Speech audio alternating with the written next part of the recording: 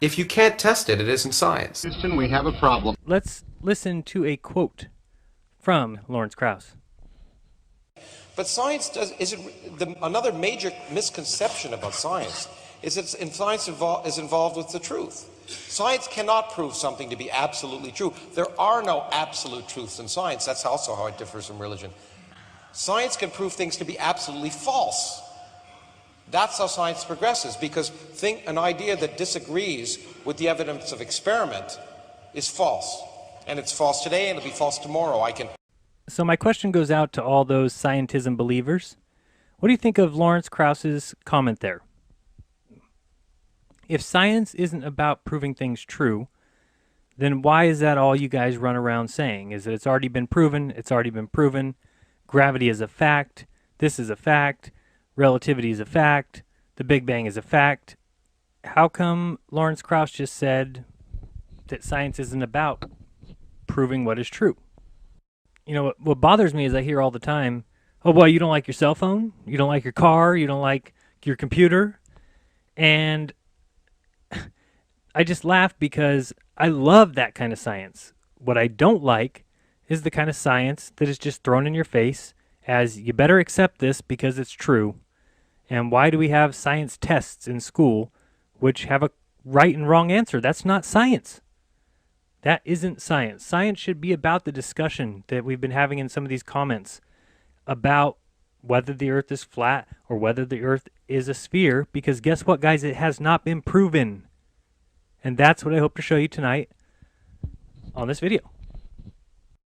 I mean, for example, they observed the universe and they noticed that some of the celestial bodies were not adhering to what gravity says they should. Now, according to what Lawrence Krauss just said, if something is proven false by experiment, it's thrown out. If it's false today, it's false tomorrow, it'd be false for all time. No, no, no, no, no, not in the science world where you have dogma and beliefs in the high church. Instead, we invented dark matter. We invented dark energy. And anyone who doesn't believe that doesn't even read up on science. You just simply believe whatever you want to.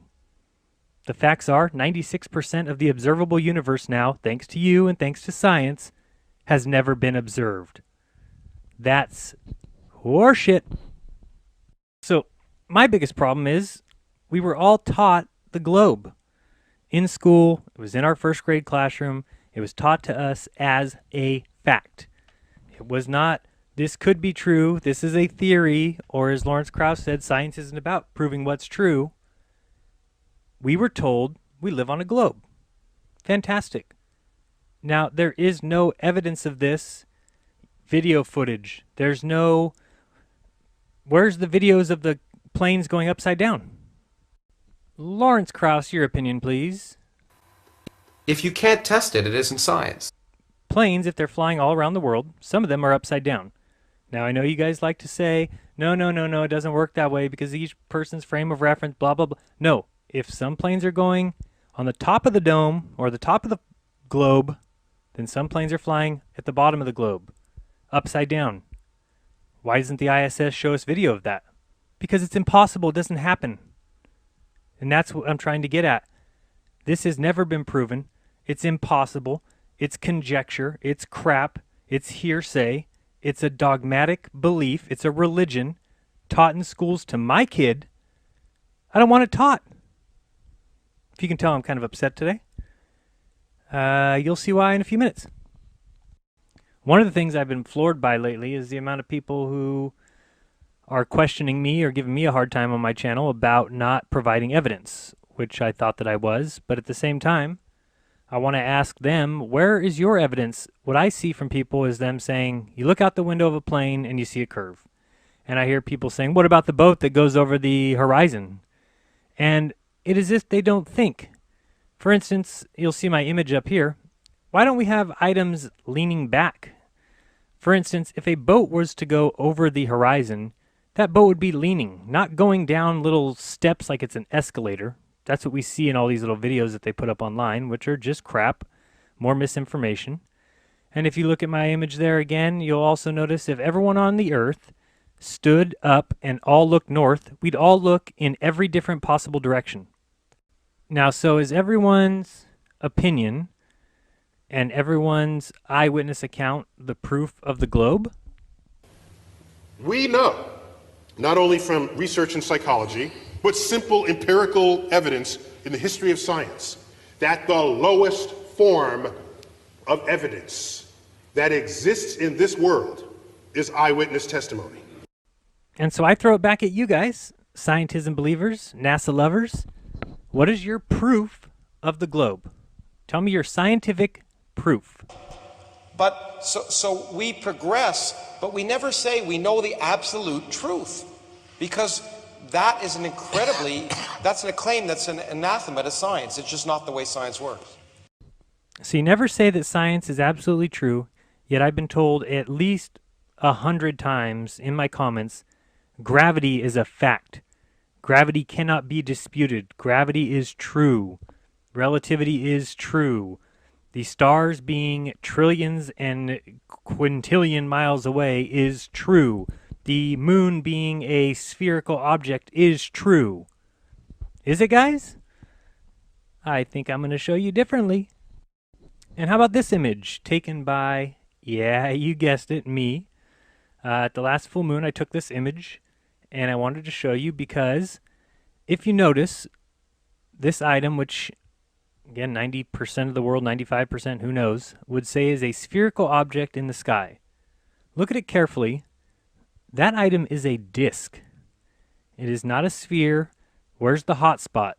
Ever heard of a hot spot? If it is a sphere, take a flashlight tonight, shine it at a basketball, and take a look that there will be a bright spot, and it will be the location of the sphere closest to you because it's a ball, so it's got the top is not as close to you as the side. And when we're talking about something as large as the moon, you would definitely see a dark top and bottom. Do you see a dark top and bottom, or do you see uniform light throughout? Now I want to get into these nonsense beliefs that everyone adheres to just because NASA said so. NASA could tell everybody that they're dogs tomorrow, and all of you would go out and be seen at Petco buying dog treats for yourselves. So let's start off first with this image. I'm not sure if you can see it. You'll see a very giant moon on your right. You'll see a little tiny speck there. And this is what the NASA website says. What's that in front of the moon? It's the International Space Station. Using precise timing, the Earth-orbiting space platform was photographed in front of a partially lit moon last year. The featured image was taken from Madrid, Spain, with an exposure time of only 1/1000 of a half of a second. The sun-glinting station can be seen just to the dark side of the day-night line known as the Terminator. Numerous circular craters are visible on the distant moon, as well as comparatively rough, light-colored terrain known as the Highlands, and relatively smooth, dark-colored areas known as the Maria. Online tools can tell you when the International Space Station will be visible from your area. That is such bullshit. I mean, come on. Who believes this shit? You cannot see the International Space Station from Madrid, Spain, taking a photo with the moon in the background. I don't care about perfect timing. It's bullshit. And this is precisely why I call it a religion. You should be allowed to either believe in this stuff or not. But they teach it in schools as fact. That is what's wrong, and I plan on stopping it eventually, because it is a religion. It is nothing but a religion. Look at this image. You believe that?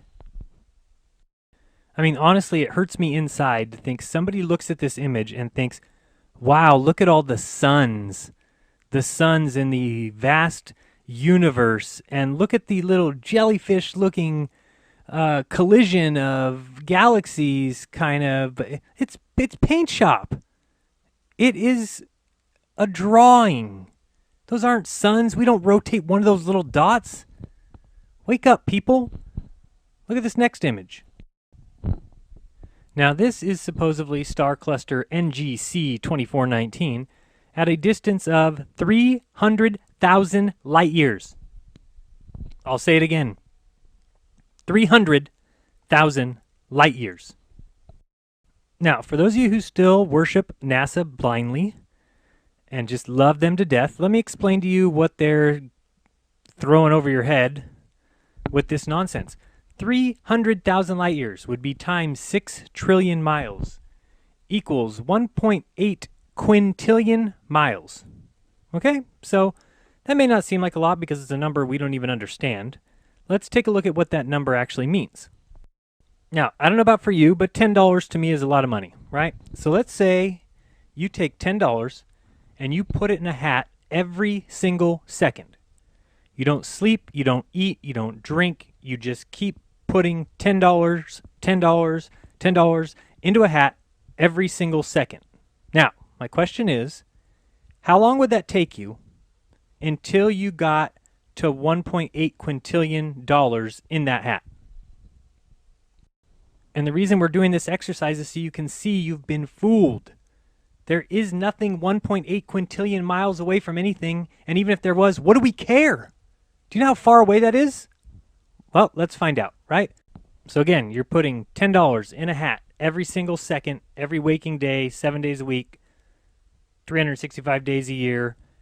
How long would you have to be putting money in that hat till the hat equaled 1.8 quintillion? Answer is 5.7 billion years. That's longer than the science facts tell us that the Earth has been here. If you sat there for every single second and put $10 in that hat, it would take you 5.7 billion years. And that should tell you it's horseshit. Yet you guys still all believe it. Oh, those up in the sky, those are stars, which are really suns, which really have planets of their own. It's asinine. I mean, come on, guys, wake up. Is there any stars that are 1.8 quintillion miles away? Survey says. And of course, that's another big no.